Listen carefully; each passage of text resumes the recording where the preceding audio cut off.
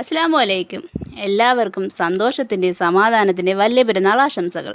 പെരുന്നാൾ സ്പെഷ്യൽ ബിരിയാണിയാണ് ഉണ്ടാക്കുന്നത്. അരി വേവാനുള്ള വെള്ളം ഉപ്പും ചേർത്ത് തിളപ്പിക്കുക. അരി കഴുകി 5 മിനിറ്റ് കുതിർക്കാൻ വെക്കുക. ഇങ്ങനെ ചെയ്താൽ ചോറ് എളുപ്പം വെന്ത് കിട്ടും. അരിയുടെ വെള്ളം ഊറ്റിക്കളയുക. അല്പം നെയ്യ് ഒഴിച്ച് ഗ്രാമ്പു, പട്ട, ഏലക്ക, ജാതിപത്തിരി മൂപ്പിക്കുക. അരി നെയ്യിൽ ചെറുതായി ഇളക്കിയെടുക്കുക. ഇങ്ങനെ ചെയ്താൽ ചോറ് സോഫ്റ്റായി കിട്ടും. തിളപ്പിച്ച വെള്ളവും ഉണക്ക നാരങ്ങയിട്ട് വേവാൻ വെക്കുക. ചോറ് പകുതി വെന്താൽ മതി. 1.5 കിലോ ഇറച്ചിയും 1.5 കിലോ അരിയുമാണ് ഞാൻ എടുത്തിട്ടുള്ളത്. ബീഫാണ് എടുത്തിട്ടുള്ളത്.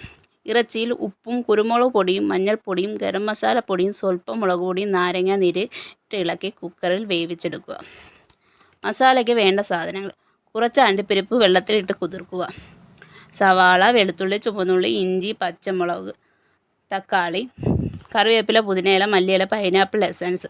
കുറച്ച് സവാള, അണ്ടിപ്പരിപ്പും മുന്തിരിയും വറുത്തെടുക്കാം. ആ എണ്ണയിലേക്ക് സവാളയും ചുവന്നുള്ളിയും വെളുത്തുള്ളിയും ഇഞ്ചിയും പച്ചമുളകും ഉപ്പും ചേർത്ത് വഴറ്റുക. വഴന്നു വരുമ്പോൾ മല്ലിപ്പൊടി, മഞ്ഞൾപ്പൊടി, പെരുംജീരകം, ഗരം മസാല, കുരുമുളക് പൊടി ഇട്ട് മൂപ്പിക്കുക. തക്കാളിയും മല്ലിയിലയും പുതിനയിലയും കറിവേപ്പിലയും ചേർത്തിളക്കുക.